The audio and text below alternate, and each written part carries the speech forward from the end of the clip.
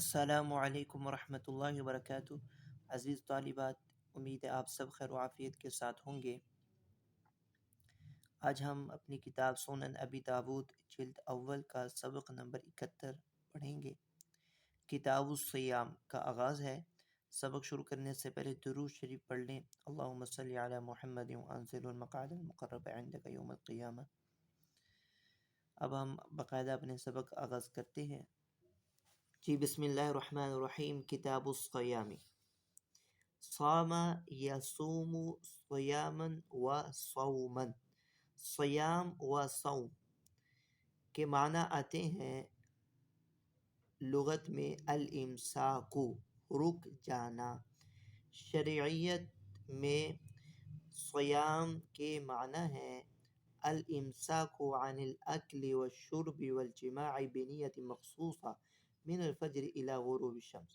فجر سے لے کر غروب شمس تک کھانے پینے اور جماع سے رکنا نیت مخصوصہ کے ساتھ، یعنی روزے کی نیت سے اس وقت تک کھانے پینے اور صحبت سے رکنا، یہ صیام کے شرعی معنی ہے۔ روزے کی فرضیت قرآن مجید سے ثابت ہے۔ چنانچہ قرآن مجید میں ہے یا ایھا الذین آمنوا کتب علیکم الصیام کما کتب علی الذین من قبلکم لعلکم تتقون۔ اے ایمان والو، تمہارے اوپر روزے فرض کیے گئے ہیں جس طرح تمہارے سے پہلے لوگوں پر فرض کیے گئے تھے۔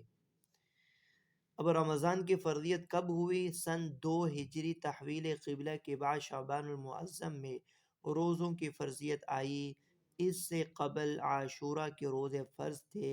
رمضان المبارک کے روزوں کی فرضیت آ جانے کے بعد عاشوراء کے روزوں کی فرضیت منسوخ ہو گئی۔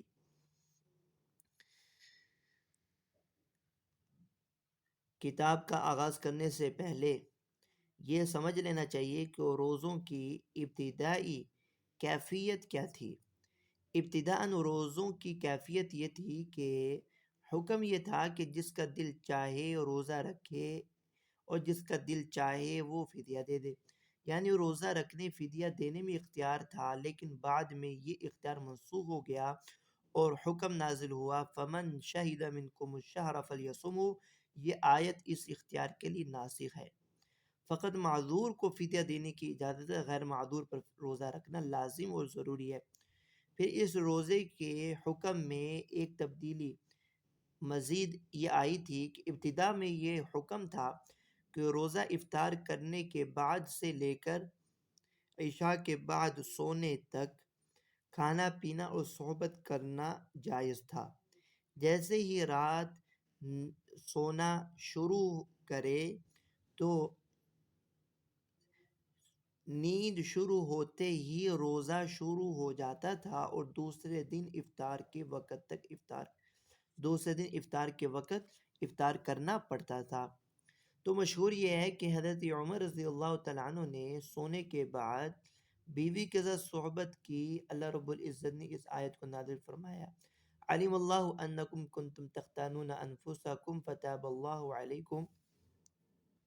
فتاب علیکم وعفى عنکم فالآن باشروهن وابتغوا ما كتب الله لكم وكلوا واشربوا حتى يتبين لكم الخيط الأبيض من الخيط الأسود من الفجر۔ آیت کا خلاصہ یہی ہے کہ میں نے حضرت عمر کو معاف کیا، اب تم مغرب کے بعد صبح 7 تک کھانا کھا سکتے ہو، پانی پی سکتے ہو، صحبت کر سکتے ہو۔ صبح صادق سے روزہ شروع ہو جائے گا۔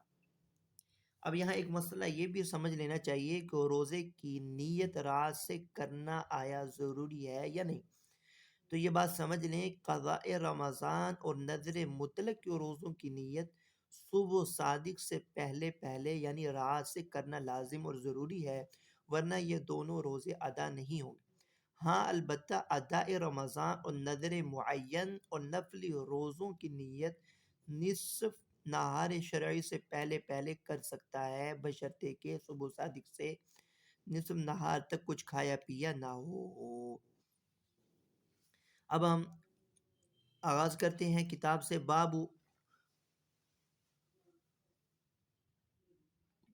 مبدأ فرض الصیام، روزوں کی فرضیت کی ابتدائی کیفیت، اس کا بیان۔ عن اکرمۃ عن ابن عباس یا ایها الذين آمنوا كتب عليكم الصيام كما كتب على الذين من قبلكم فكان الناس على عهد النبي صلى الله عليه وسلم إذا صلوا العتمة حرم عليهم الطعام والشراب والنساء وصاموا إلى القابلة فاختان رجل نفسه فجامع امرأته وقد صلى العشاء ولم يفطر فأراد الله عز وجل أن يجعل ذلك يسرا لمن بقي ورخصة ومنفعة فقال علم الله أنكم كنتم تختارون أنفسكم وكان هذا مما نفع الله به الناس ورخص لهم ويسر۔ حضرت ابن عباس سے روایت ہے کہ اللہ تعالیٰ کے اس ارشاد یا ایھا الذین آمنوا کتب علیکم الصیام کما کتب علی الذین من قبلکم کے حوالے سے فرماتے ہیں کہ عہد رسالت میں یہ معمول تھا جب لوگ عشاء کی نماز پڑھ چکتے تو ان پر کھانا پینا اور عورتوں سے جماع کرنا حرام ہو جاتا اور یہ روزہ اگلی رات تک چلتا۔ پس ایک مرتبہ ایک شخص نے اپنے نفس کے ساتھ خیانت کی اور اپنی بیوی سے جماع کر لیا حالانکہ وہ عشاء کی نماز پڑھ چکا تھا مگر روزہ ابھی تک افطار نہیں کیا تھا۔ تو اللہ رب العزت نے چاہا باقی لوگوں کے لیے بھی آسانی ہو اور رخصت اور منفعت ہو، تو ارشاد ہوا علم اللہ انکم کنتم تختانون انفسکم، یعنی اللہ تعالیٰ نے تمہارے دلوں کی چوری پکڑ لی، پس اس نے تمہارا قصور معاف کر دیا اور تم سے درگزر کر دیا گیا۔ اور یہ حکم اس لیے نازل فرمایا تاکہ اللہ ان کو نفع پہنچائے اور ان کے لیے رخصت اور آسانی پیدا کر دے۔ یہ اگلی روایت عن ابی اسحاق عن البراء قال كان الرجل اذا صام فنام لم يأكل الى مثله وإن سرمة بن قيس الأنصاري أتى امرأة وكانت صائمة فقال عندك شيء قالت لا لعلي أذهب فأطلب لك فذهبت وغلبت عينه فجاءت فقالت خيبة لك فلم ينتصف النهار حتى غشي عليه وكان يعمل يومه في أرضي فذكر ذلك للنبي فنزلت أحل لكم ليلة الصيام الرفث إلى نسائكم قرأ إلى قولي من الفجر۔ حضرت برا بن عازب سے روایت ہے جب کوئی شخص روزہ رکھتا اور وہ افطار کیے بغیر ہی غروب آفتاب کے بعد سو جاتا، جیسا کہ اوپر والی روایت میں ہے کہ پہلے دن کا روزہ ابھی تک افطار نہیں کیا تھا کہ عشاء کی نماز پڑھ لی تھی، ایسے ہی اگر کوئی شخص روزہ رکھتا اور افطار کیے بغیر ہی وہ غروب شمس کے بعد سو جاتا تھا لم یأکل الی مثلہا، تو اگلی رات تک وہ کھا پی نہیں سکتا تھا۔ وَإِنَّ سِرْمَةَ بْنَ قَيْسِ الْأَنصَارِيَّ أَتَى امْرَأَتَهُ، ایک مرتبہ سرمہ بن قیس انصاری اپنی بیوی کے پاس آئے اس حال میں کہ وہ روزے سے تھے۔ پوچھا تیرے پاس کھانے کی کوئی چیز ہے جس سے میں روزہ افطار کر سکوں؟ وہ بولی نہیں، مگر میں جاتی ہوں اور کچھ تلاش کر کے لاتی ہوں۔ وہ چلی گئی اور اس دوران ان کی آنکھ لگ گئی۔ جب وہ واپس آئی اور سوتے ہوئے پایا تو بولی خیبۃ لک، افسوس تیرے لیے، فلم ینتصف النہار حتی غشی علیہ، پھر دوسرے دن دوپہر تک بھوک کی شدت سے ان پر غشی چھا گئی اور وہ دن بھر اپنے کھیت پر کام کیا کرتے تھے۔ آپ سے اس کا جب ذکر ہوا تو آپ پر یہ آیت نازل ہوئی احل لکم لیلۃ الصیام الرفث الی نسائکم، حلال ہوا تمہارے لیے عورتوں سے صحبت کرنا اور روزوں کی راتوں میں۔ راوی نے آیت میں من الفجر تک پڑھا۔ باب نسخ قوله وعلى الذين يطيقونه فدية، آیت قرآنی وعلى الذين يطيقونه فدیہ کی منسوخی اور اس کا منسوخ ہونا، اس کا بیان۔ عن عمرو بن الحارث عن بكير عن يزيد مولى سلمة بن الأكوع قال لما نزلت هذه الآية وعلى الذين يطيقون فدية طعام مسكين كان من أراد منا أن يفطر ويفتدي فعل حتى نزلت الآية التي بعدها فنسختها اور وہ آیت جو بعد میں نازل ہوئی فمن شہید منکم الشہر فلیصومہ، اس آیت سے پہلی والی آیت کا حکم اور وہ اختیار وہ منسوخ ہو گیا۔ حضرت سلمہ بن اکوع سے روایت ہے جب یہ آیت نازل ہوئی وعلی الذین یطیقونہ فدیۃ طعام مسکین، تو ہم میں سے جو شخص چاہتا وہ روزہ نہ رکھتا اور اس کے بدلے فدیہ دے دیتا،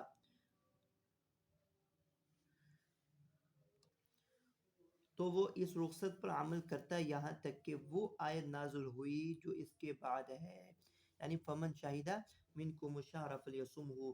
اس آیت نے پہلی والی آیت وعلی الذین یطیقونہ فدیۃ طعام مسکین، اس آیت کے حکم کو منسوخ کر دیا۔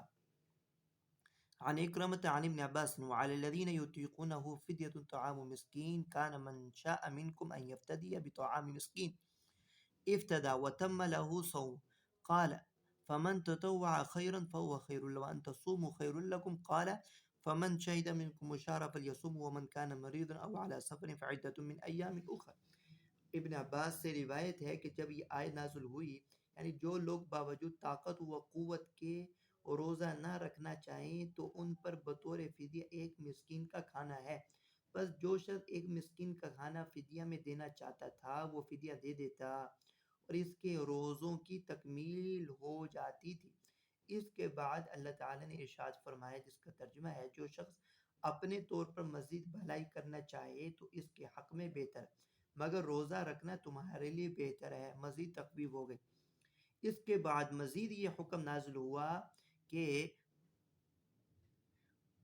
من شہد منکم الشہر فلیصمہ ومن کان مریضا او علی سفر فعدۃ من ایام اخر، ترجمہ تم میں سے جو شخص رمضان کے مہینے کو پائے تو اس کے لیے روزہ رکھنا لازم ہے، البتہ جو شخص بیمار ہو یا حالت سفر میں ہو تو وہ اپنے روزوں کی گنتی دوسرے دنوں میں پوری کر لے۔ باب من قال ہی مثبتۃ للشیخ والحبلہ، اس بات کا ذکر کہ مذکورہ رخصت وہ اب بھی بوڑھے شخص یعنی بوڑھے مرد، عورت اور حاملہ عورتوں کے لیے باقی ہے اور ثابت ہے۔ اس کا بیان ان عکرمۃ حدثه ان ابن عباس قال اثبتت للحبلى والمرضع، حضرت ابن عباس رضی اللہ تعالی عنہ سے روایت ہے کہ حاملہ اور دودھ پلانے والی عورت کے لیے مذکورہ رخصت اب بھی باقی ہے، یعنی اس کو یہ رخصت ہے کہ وہ رمضان کے مہینوں میں عذر کی وجہ سے روزہ چھوڑ دے۔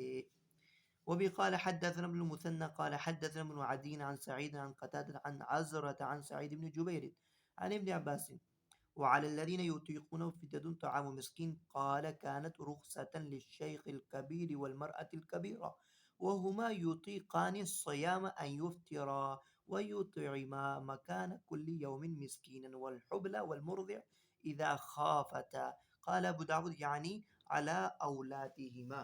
حضرت ابن عباس سے مروی ہے کہ وہ علی الذین یطیقونہ فدیۃ طعام مسکین کی رخصت بوڑھے مرد اور عورت کے لیے تھی، جبکہ وہ باوجود قدرت کے روزہ نہ رکھنا چاہیں تو روزہ نہ رکھیں اور ہر روزے کے بدلے میں ایک مسکین کو کھانا کھلا دیں۔ اسی طرح حاملہ اور مرضعہ کے لیے بھی جب کہ وہ خوف محسوس کریں۔ امام ابو داود نے کہا یعنی اپنے بچوں کے نقصان کا کہ وہ روزہ نہ رکھیں اور اس کے بدلے میں ایک ایک مسکین کو کھانا کھلا دیں۔ یہ بات سمجھ لیں کہ احناف کے نزدیک فدیہ دینے کی جو اجازت ہے وہ صرف اور صرف شیخ فانی کو ہے جو ایسا بوڑھا ہے کہ زندگی بھر روزہ رکھنے کی طاقت اور سکت نہیں رکھتا، تو وہ زندگی میں اپنے روزوں کا فدیہ دے سکتا ہے، وہ مرد ہو یا وہ عورت ہو۔ ہاں، حاملہ اور مرضعہ عورت وہ روزہ رمضان کے دنوں میں اگر وہ چھوڑنا چاہے کسی عذر کی وجہ سے تو وہ چھوڑ سکتی ہے، اجازت ہے اس کو، اور دنوں میں اپنے ان روزوں کی قضا کرنا لازم اور ضروری ہے۔ فدیہ دینے سے روزوں کی ادائیگی نہیں ہوگی۔ یہ مذہب ابن عباس رضی اللہ تعالی عنہما کا ہے۔ باب شہر یکون 29، مہینہ کبھی 29 دن کا بھی ہوتا ہے۔ عن ابن عمر قال قال رسول اللہ صلی اللہ علیہ وسلم انا امت امیت لا نکتب ولا نحسب الشہر هكذا وهكذا وهكذا وخنس سلیمان اصبعه في الثالثة يعني 29 و30۔ حضرت عبداللہ بن عمر سے روایت ہے کہ رسول اللہ صلی اللہ علیہ وسلم نے فرمایا، ہم ان پڑھ لوگ ہیں، ہم حساب کتاب نہیں جانتے ہیں، مہینہ یوں ہوتا ہے یوں ہوتا ہے، یعنی آپ نے ہاتھ کی انگلیوں سے بتایا۔ سلیمان نے کہا تیسری مرتبہ میں ایک انگلی کو بند کر لیا جائے، یعنی یہ بتایا کہ مہینہ کبھی 29 کا ہوگا اور کبھی 30 دن کا۔ وبی قال حدثنا سلیمان بن داود العتکی قال حدثنا حماد حدثنا ایوب عن نافع عن ابن عمر قال قال رسول الله صلى الله عليه وسلم الشهر 29 فلا تصوموا حتى تروه ولا تفطروا حتى تروه فإن غم عليكم فاقدروا له 30 قال فكان ابن عمر إذا كان شعبان 29 نظر له فإن رؤيا فذاك وإن لم يروا لم يحل دون منظره سحاب ولا قطرة أصبح مفطرا فإن جال دون منظره سحاب أو قطرة أصبح صائما قال وكان ابن عمر يفطر مع الناس ولا يأخذ بهذا الحساب۔ یہ لفظ فَإِنْ حَالَ دُونَ مَنْظَرِهِ صَحَابٌ أَوْ قَطَرَةٌ أَصْبَحَ صَائِمًا حال ہے۔ جی حضرت عبداللہ بن عمر رضی اللہ تعالیٰ عنہ سے روایت ہے کہ رسول اللہ صلی اللہ علیہ وسلم نے فرمایا کبھی مہینہ 29 دن کا ہوتا ہے، پس جب تک چاند نہ دیکھو روزہ نہ رکھو، اور اسی طرح روزہ افطار نہ کرو جب تک چاند نہ دیکھو، اگر اس دن مطلع ابر آلود ہو تو 30 کی گنتی پوری کرو۔ راوی کا بیان ہے کہ ابن عمر شعبان کی 29 تاریخ کو چاند دیکھتے، اگر دکھائی دے جاتا تو ٹھیک، اگر اس دن مطلع ابر آلود نہ ہوتا اور لوگوں کو چاند نظر نہ آتا تو اگلے دن روزہ رکھتے نہ تھے بلکہ روزہ افطار کر لیا کرتے تھے، یعنی روزہ چھوڑ دیتے تھے، اور شعبان کی گنتی 30 کی گنتی پوری کیا کرتے تھے۔ فَإِنْ حَالَ دُونَ مَنْظَرِهِ صَحَابٌ أَوْ قَطَرَةٌ اگر اس دن مطلع ابر آلود ہوتا تھا اور چاند بھی دکھائی نہ دیتا تھا تو احتیاطاً روزہ رکھ لیا کرتے تھے۔ وَكَانَ ابن عمر يُفْطِرُ مع الناس ولا يأخذ بهذا الحساب۔ راوی کہتے ابن عمر روزہ سب لوگوں کے ساتھ ہی موقوف کرتے، اس میں اپنے حساب کا خیال نہ کیا کرتے تھے، اپنے حساب کا خیال نہ کیا کرتے تھے۔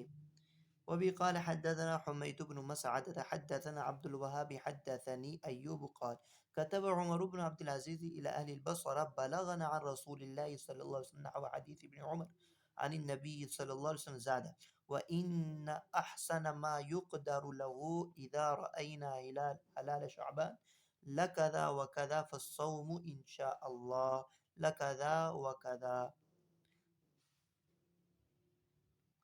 إلا يروا الحلال قبل ذلك۔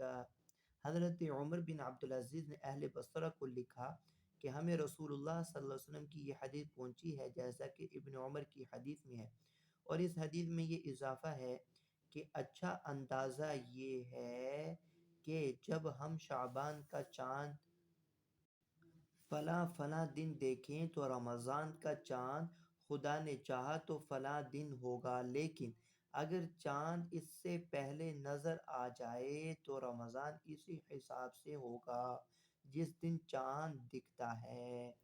کیونکہ شریعت میں اعتبار رؤیت کا ہے، اندازے کا نہیں ہے۔ اوپر بھی آئے حضرت ابن عمر اپنے حساب سے روزہ نہیں رکھا کرتے تھے، اپنے حساب کا خیال نہ کیا کرتے تھے۔ تو شریعت میں رؤیت کا اعتبار ہے، اندازے کا اعتبار نہیں ہے۔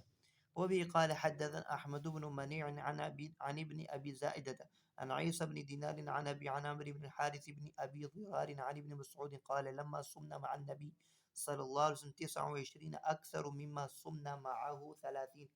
حضرت عبداللہ بن مسعود رضی اللہ تعالیٰ عنہ نے کہا ہم نے رسول اللہ صلی اللہ علیہ وسلم کے ساتھ کئی رمضان گزارے، ان میں 29 تاریخ کے رمضان زیادہ اور 30 تاریخ والے کم ہیں۔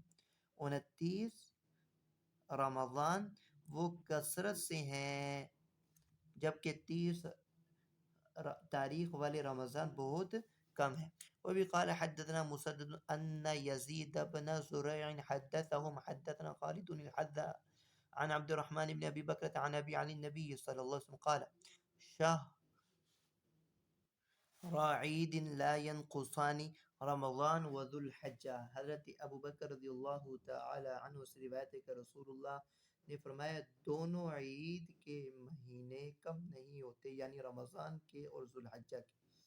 اس حدیث کی تشریح محدثین کا بڑا اختلاف ہے۔ شارحین حدیث نے اس کی مختلف توجیحات کی ہیں، جن میں سے ایک قول یہ ہے کہ یہ دونوں مہینے برکت والے مہینے ہیں اور 29 دن کے ہونے کی صورت میں اس کی فضیلت میں اور ان ایام میں کیے گئے اعمال کے ثواب میں کوئی کمی واقع نہیں ہوتی۔ یہاں پر کمی اور نقصان اجر اور ثواب کے اعتبار سے ہے۔ 29 دنوں کے ہونے میں کوئی اجر و ثواب میں کمی واقع نہیں ہوتی۔ باب اذا اخطأ القوم الحلال، چاند دیکھنے میں اگر لوگوں سے خطا اور غلطی ہو جائے اس کا بیان۔ عن ابی ہریرہ رضی اللہ تعالی عنہ ذکر النبی صلی اللہ علیہ وسلم فيه قال وفطركم يوم تفطرون وأضحاكم يوم تضحون وكل عرفة موقف وكل من منحر وكل فجاج مكة منحر وكل جمع موقف۔ حضرت ابو ہریرہ رضی اللہ تعالیٰ سے روایت ہے کہ رسول اللہ صلی اللہ علیہ وسلم نے فرمایا عید الفطر اس دن ہے جس دن تم افطار کرو، اور عید الاضحیٰ اسی دن ہے جس دن تم قربانی کرو، اور سارا عرفہ ٹھہرنے کی جگہ ہے اور سارا مینا قربان گاہ، اور مکہ کے تمام راستے قربانی کی جگہ ہیں، اور سارا مزدلفہ وقوف کی جگہ ہے۔ کل جمع موقف، وقوف کی جگہ ہے۔ امام خطابی اس حدیث کی تشریح میں لکھتے ہیں ان الخطأ موضوع عن الناس بما كان سبیلہ الاجتہاد، از روئے اجتہاد اس امت سے خطا اور نسیان کے گناہ کو اٹھا لیا گیا ہے۔ فلو ان قوما اجتہدوا فلم يروا الہلال الا بعد 30 فلم يفطروا، اگر قوم اجتہاد کرے اور چاند نظر نہ آوے تو وہ رمضان کی 30 تاریخ کی گنتی کو پورا کرے اور روزہ افطار نہ کرے۔ ثم ثبت عندهم أن الشهر كان 29 فإن صومهم وفطرهم ماض ولا عتب عليهم، پھر یہ بات ان کو معلوم ہو جائے، یہ ثابت ہو جائے کہ مہینہ تو 29 دنوں کا تھا، جیسے انہوں نے کیا ویسے نہیں رہا، تو ان کا روزہ اور افطار کرنا وہ ماضی ہو چکا، اس پر کوئی عتاب اور مواخذہ نہیں۔ اسی کو ثابت کرنے کے لیے امام ابو داود یہ حدیث لے کر آئے جس میں آپ صلی اللہ علیہ وسلم فرمایا کہ تمہاری عید الفطر اسی دن ہے جس دن تم افطار کرو، تمہارے ذمے تو کوشش ہے اور رؤیت ہے، تم اگر حقیقت کے واقعے کے خلاف بھی اگر تحری کے بعد افطار کر لو گے اور عید کر لو گے تو وہ دین تمہارا عید کا ہوگا، تم پر اس پر کوئی مواخذہ اور عتاب نہیں۔ باب اذا اغمی الشہر، جب رمضان کے چاند پر ابر ہو۔ عن عبد الله بن ابي قيس قال سمعت عائشة رضي الله عنها تقول كان رسول الله صلى الله عليه وسلم يتحفظ من شعبان ما لا يتحفظ من غيره ثم يصوم لرؤية رمضان فإن غم عليه عد 30 يوما ثم صام۔ حضرت عائشہ رضی اللہ تعالیٰ عنہ سے روایت ہے کہ رسول اللہ شعبان کی تاریخوں کو جس قدر اہتمام سے یاد رکھتے تھے اتنا کسی اور مہینے کی تاریخوں کو یاد نہیں رکھا کرتے تھے۔ پھر جب رمضان کا چاند ہوتا تو روزے رکھتے، یعنی رمضان کا چاند دیکھ لیتے تو روزہ رکھ لیتے، اور اگر اس دن مطلع صاف نہ ہوتا اور چاند دکھائی نہ دیتا تو شعبان کے 30 دن پورا کرتے اور پھر روزہ رکھتے تھے، یعنی یوم الشک میں روزہ نہ رکھتے تھے۔ عن ربيعي بن حراش عن حذيفة قال قال رسول الله صلى الله عليه وسلم لا تقدموا الشهر حتى تروا الهلال أو تكملوا العدة ثم صوموا حتى تروا الهلال أو تكملوا العدة۔ حضرت حذیفہ سے روایت ہے کہ رسول اللہ نے فرمایا رمضان کو مقدم مت کرو جب تک کہ چاند دیکھ نہ لو، یعنی 30 کی گنتی پوری نہ کر لو، اس کے بعد روزے رکھتے رہو جب تک کہ عید کا چاند نہ دیکھ لو یا 30 روزے مکمل نہ کر لو، یا تو گنتی پوری ہے یا اس سے پہلے چاند دکھائی دے دے۔ باب من قال فإن غم علیکم فصوموا 30، اگر 29 رمضان کو شوال کا چاند نظر نہ آئے تو 30 روزے پورے کرے۔ عن اکرمۃ عن ابن عباس قال قال رسول الله صلى الله عليه وسلم لا تقدموا الشهر بالصيام يوم ولا يومين إلا أن يكون شيء يصوم أحدكم ولا تصوموا حتى تروه ثم صوموا حتى تروه فإن حال دونه غمامة فأتموا العدة 30 ثم أفطروا وشهر 29 قال أبو داود رواه حاتم بن أبي صغيرة وشعبة والحسن بن صالح عن سماك بمعنى لم يقولوا ثم أفطروا۔ حضرت عبداللہ بن عباس رضی اللہ تعالیٰ عنہما سے روایت ہے کہ رسول اللہ نے فرمایا ایک یا دو دن پہلے سے روزہ رکھ کر رمضان کا استقبال مت کرو، الا یہ کہ ان دنوں میں کوئی عادتاً روزہ رکھتا ہو، یعنی پیر کے دن کا روزہ کوئی رکھتا ہو یا جمعرات کے دن کا کوئی عادتاً روزہ رکھتا ہو، اور روزہ مت رکھو جب تک کہ چاند نہ دیکھ لو، اور پھر روزہ رکھتے رہو یہاں تک کہ شوال کا چاند دیکھ لو۔ اگر اس دن مطلع برابر ہو، ابر آلود ہو اور چاند دکھائی نہ دے تو 30 کی گنتی پوری کرو اور اس کے بعد روزہ موقوف کر دو، اور مہینہ کبھی 29 دن کا بھی ہو جاتا ہے۔ امام ابو داود کہتے ہیں اس روایت کو حاتم بن ابی صغیرہ، شعبہ اور حسن بن صالح نے سماع سے اس کے معنی و مفہوم کے ساتھ روایت کیا، لیکن انہوں نے افطرو کا لفظ ذکر نہیں کیا ہے۔ باب فی تقدم رمضان کو مقدم کرنے کا بیان۔ عن عمران بن حسین و سعید الجریری عن ابی العلاء عن مطرف عن عمران بن حسین ان رسول اللہ صلی اللہ علیہ وسلم قال لرجل هل صمت من شهر شعبان شيئا قال لا قال فإذا افطرت فصم يوما وقال احدهما يومين۔ حضرت عمران بن حسین رضی اللہ تعالیٰ عنہ سے روایت ہے کہ رسول اللہ نے ایک شخص سے فرمایا کہ تو نے شعبان کے آخر کے روزے رکھے؟ اس نے کہا نہیں۔ آپ نے فرمایا جب رمضان کے روزے پورے ہو جائیں تو ایک روزہ رکھ۔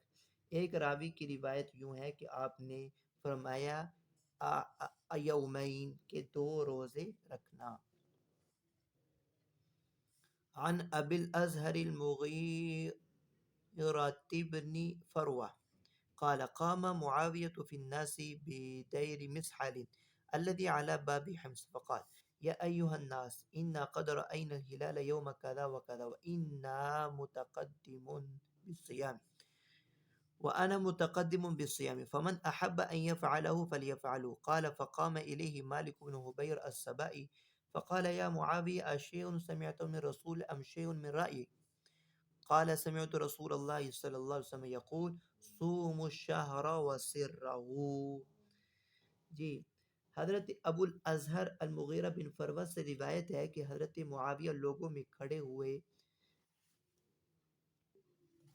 دیر مسحل پر جو کہ باب حمص پر ہے، اور فرمایا اے لوگو، ہم نے فلاں دن چاند دیکھا اور ہم تو پہلے سے روزہ رکھیں گے، جو چاہے وہ بھی رکھے. مالک بن حبیرہ سبائی کھڑے ہوئے اور بولے تم نے یہ بات رسول اللہ سے سنی ہے یا صرف تمہاری اپنی ذاتی رائے ہے؟ فرمایا میں نے رسول اللہ صلی اللہ علیہ وسلم سے سنا ہے، آپ فرماتے تھے شعبان کے آخر اور رمضان کے شروع میں روزے رکھو. صوم الشہر وسرہ. یہ اگلی روایت ہے. وہ بھی قال حدثنا سلیمان بن عبد الرحمن الدمشقي في هذا الحديث قال الوليد سمعت ابا عمرو يعني الاوزاعي يقول سره اوله. ولید نے کہا کہ میں نے ابو عمر الاوزاعی سے سنا کہ سرہ سے مراد اس کا اول ہے، یعنی مہینے کا اول. وقال حدثنا احمد بن عبد الواحد حدثنا ابو مسهر قال كان سعيد يعني ابن عبد العزیز یقول سر اولہ. سعید بن عبد العزیز بھی کہتے ہیں کہ سرہ سے اس کا اول مراد ہے، مہینے کا اول اور ابتدا مراد ہے. حاشیے میں دیکھتے ہیں حاشیے میں کیا لکھا ہوا ہے اور اس کی آپ صلی اللہ علیہ وسلم کے فرمان کی کیا تفسیر اور تشریح ہے، وہ حاشیے میں دیکھتے ہیں تو ہمیں سب معلوم ہو جائے گا. جی دیکھیں، آپ صلی اللہ علیہ وسلم نے فرمایا سوم الشہر وسرہ، کہ تم مہینے کے روزے رکھو اور اس کے سر کے. بکسرن بکسرن فتشدید، کسرے اور تشدید کے ساتھ ہے. یقال سر الشہر وسرارہ وسررہ لآخرہ، یہ مہینے کے آخر کے لیے بولا جاتا ہے. لاستقرار القمر فیہ، کیونکہ چاند اس میں چھپ جاتا ہے، مہینے کے آخر میں چاند جا کر چھپ جاتا ہے، اس لیے سر الشہر کا جو مطلب اور جو مصداق ہے وہ مہینے کے آخر کے لیے ہی ہے. وَتَفْسِيرُهُ بِالْأَوَّلِ وَالْوَسْطِ غَلَطٌ عِنْدَ أَهْلِ اللُّغَةِ، اور اس کی تفسیر کرنا اول اور وسط کے ساتھ یہ اہل لغت کے نزدیک یہ سراسر غلط ہی غلط ہے. اس لیے ان المراد بالشہر، اب لفظ صوم الشہر، شہر سے مراد وہ رمضان کا مہینہ ہے، اور آپ کا فرمانا یہ ہوگا کہ تم رمضان کے مکمل مہینوں کے روزے رکھو. وَسِرُّهُ أي آخِرُهُ، اور رمضان کے آخر حصے یعنی آخری دنوں کے خاص طور پر اس لتاکید الاستیعاب، یہ تاکیدن فرما دیا کہ اس کے روزے خاص برکت و فضیلت کے ہیں، ان کے خاص طور پر روزے رکھو. یہ سرہ یہ بطور تاکید کے ہو جائے گا. صوم الشہر وسرہ ایک مطلب. دوسرا المراد بآخرہ آخری شعبان، اور یا پھر سرہ سے مراد یعنی کہ سرش بآخرہ آخر شعبان، یعنی کہ شعبان کی آخر مراد ہو. یہ اضافہ الی رمضان لاتصالی، یہ شعبان کا آخر چونکہ رمضان کے ساتھ متصل ہوتا ہے، اور یہ خطاب ہوگا اس شخص کے لیے جو ان دنوں میں خاص طور پر روزہ رکھنے کا عادی ہو، عام شخص کے لیے نہیں ہے. او یا پھر لی بیان الجوازی، یا یہ خطاب ہوگا بیان جواز کے لیے کہ شہر شعبان کے آخر دنوں کا روزہ رکھنا جائز ہے. وَيَحْتَمِلُ أَنَّ الْمُرَادَ بِالشَّهْرِ كُلُّ شَهْرٍ وَالْمُرَادُ صُومُ أَوَّلَ كُلِّ شَهْرٍ وَآخِرَهُ، اور یہ بھی ہو سکتا ہے کہ لفظ شہر سے مراد ہر مہینہ ہو، اور پھر اس سے آپ کے فرمان کا مطلب یہ ہوگا کہ ہر مہینے کے اول اور آخری دنوں کا روزہ رکھو. والمقصود بیان الاباحہ، اور مقصود اباحت کو اور مباح ہونے کو بیان کرنا ہے. یہ اس کی تشریح ہے جو صوم الشہر وسرہ، سرہ سے آخر مہینے کا مطلب لینا یہ زیادہ درست اور بہتر ہے۔ اس طرح یہ مختلف اس کی تشریحات ہو جائیں گی۔ باب اذا رؤی الہلال فی بلد قبل الآخرین بلیلہ، اگر ایک شہر میں دوسرے شہر سے ایک رات پہلے ہی چاند دکھائی دے جائے تو پھر کیا حکم ہے، اس کا بیان۔ ان ام الفضل ابنة الحارث بعثته إلى معاوية بالشام قال فقدمت الشام فقضيت حاجتها فاستهل رمضان وأنا بالشام فرأينا الهلال ليلة الجمعة ثم قدمت المدينة في آخر الشهر فسألني ابن عباس ثم ذكر الهلال فقال متى رأيتم الهلال؟ قلت رأيت ليلة الجمعة. قال أنت رأيته؟ قلت نعم. ورآه الناس وصاموا وصام معاوية. قال لكننا رأيناه ليلة السبت فلا نزال نصوم حتى نكمل 30 أو نراه. فقلت أفلا تكتفي برؤية معاوية والصيام؟ قال لا، هكذا أمرنا رسول الله صلی اللہ علیہ وسلم۔ حضرت قریب وہ یہ حدیث بیان کرتے ہیں کہ ام فضل بنت حارث نے ان کو ملک شام میں حضرت معاویہ کے پاس بھیجا۔ وہ کہتے ہیں کہ میں ملک شام میں گیا، جو مقصد تھا وہ پورا کیا، ابھی میں شام ہی میں تھا کہ رمضان کا چاند ہو گیا۔ ہم نے جمعہ کی رات میں چاند دیکھا، پھر میں رمضان کے آخر میں مدینہ آیا تو ابن عباس نے سفر کا حال پوچھا، چاند کا ذکر ہوا تو مجھ سے پوچھا کہ تم نے چاند کب دیکھا ہے؟ میں نے کہا جمعہ کی رات۔ ابن عباس نے مجھ سے پوچھا کیا تم نے خود بھی دیکھا تھا؟ میں نے کہا ہاں، میں نے بھی اور دوسرے لوگوں نے بھی دیکھا، اور اگلے دن حضرت معاویہ اور باقی تمام لوگوں نے روزہ بھی رکھا۔ حضرت ابن عباس نے کہا ہم نے تو ہفتے کی رات میں چاند دیکھا، بس ہم روزہ رکھتے رہیں گے یہاں تک کہ 30 دن پورے ہو جائیں یا ہم عید کا چاند دیکھ لیں۔ میں نے کہا کہ آپ کے لیے حضرت معاویہ کی رؤیت اور ان کا روزہ رکھ لینا کافی نہیں ہے؟ فرمایا ہرگز نہیں، ہمیں رسول اللہ صلی اللہ علیہ وسلم نے ایسا ہی حکم کیا، یعنی آپ نے رؤیت ہلال پر ہی عمل کا حکم فرمایا تھا۔ باب کراہیت صوم یوم شک، یوم شک کو روزہ رکھنا مکروہ ہے، یعنی 30 شعبان کے دن روزہ رکھنا مکروہ ہے، اس کا بیان۔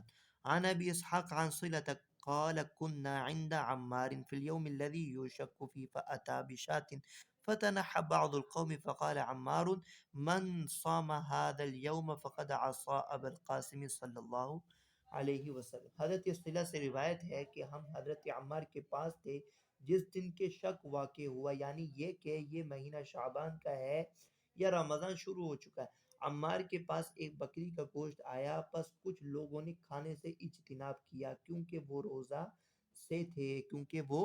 روزہ رکھے ہوئے تھے اور وہ پیچھے ہٹ گئے۔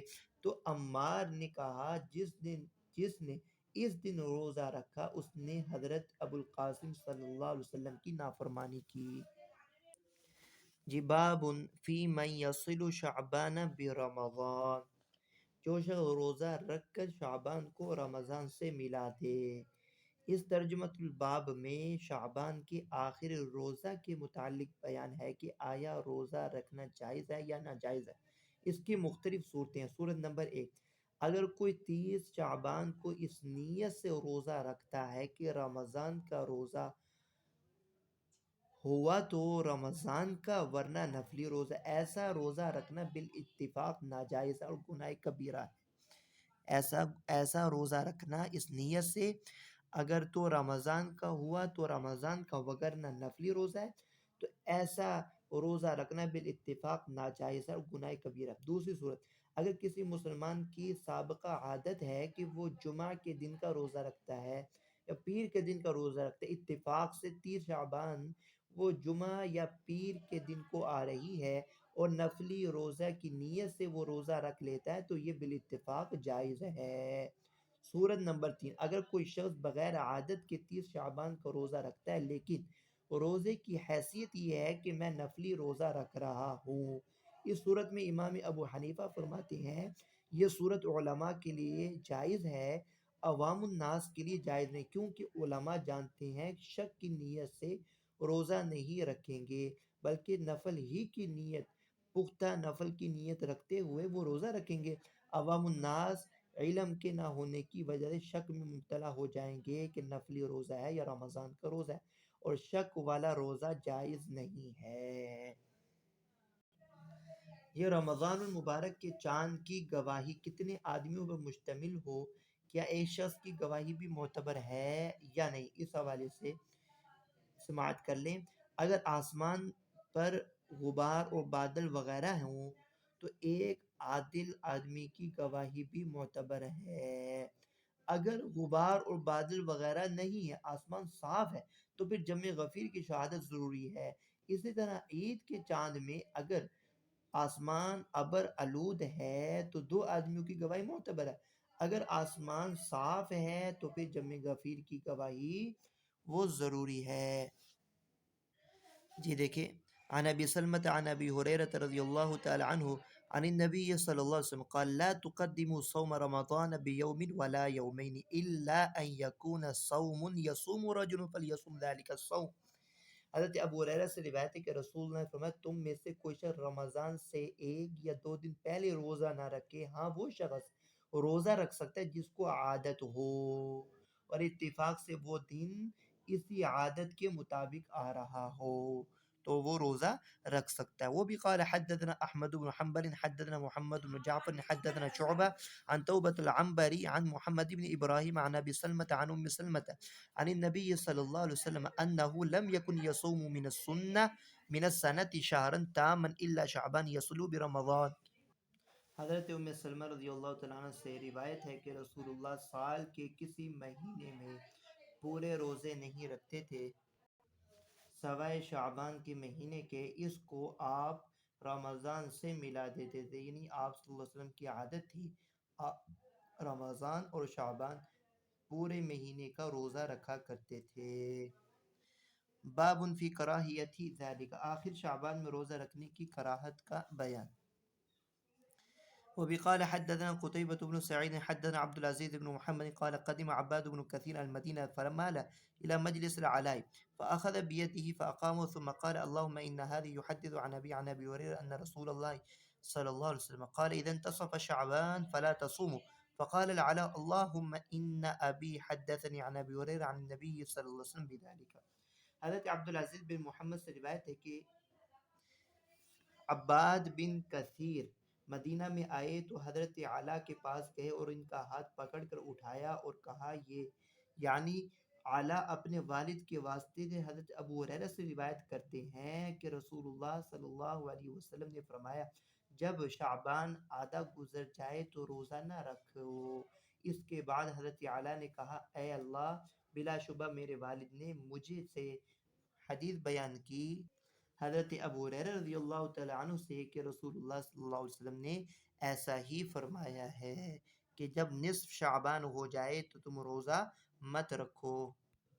باب شہادت رجلین علی رؤیت ہلال شوال، شوال یعنی عید کا چاند دیکھنے کی دو آدمیوں کی شہادت، اس کا بیان۔ عن ابی مالک الاشعری حدثنا حسین بن الحارث الجدلی من جديلة قيس أن أمير مكة خطب ثم قال عهد إلينا رسول الله أن ننسك للرؤية فإن لم نره وشهد شاهدا عدل نسكنا بشهادتهما، فسألت الحسين بن الحارث من أمير مكة فقال لا أدري، ثم لقيني بعد فقال هو الحارث بن حاتم، ثم قال الأمير إن فيكم من هو أعلم بالله ورسول مني وشهد هذا من رسول الله صلى الله عليه وسلم وأومأ بيدي إلى رجل. قال الحسين فقلت لشيخ إلى جنبي من هذا الذي أومأ إليه الأمير؟ قال هذا عبد الله بن عمر والصدق كان أعلم بالله منه، فقال بذلك أمرنا رسول الله صلی اللہ علیہ وسلم۔ حضرت حسین بن حارث جدلی سے روایت ہے کہ مکہ کے امیر نے خطبہ پڑھا، پھر کہا کہ رسول اللہ نے ہم سے عہد لیا کہ ہم حج کے ارکان چاند دیکھ کر ادا کریں، اور اگر ہم خود نہ دیکھ پائیں تو دو معتبر عادل آدمی گواہی دیں اور پھر ان کی گواہی پر ارکان کی ادائیگی کریں۔